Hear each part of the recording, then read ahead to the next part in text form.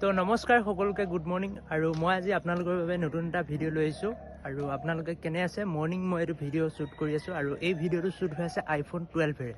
তো iPhone 12 হয় এইটো ইয়াৰ কোৱালিটি কেনেকুৱা আপোনালোকে জনাব কমেণ্টত তো এইটো iPhoneৰে শ্বুট হৈ আছে ইয়াৰ কোৱালিটি চাই লওক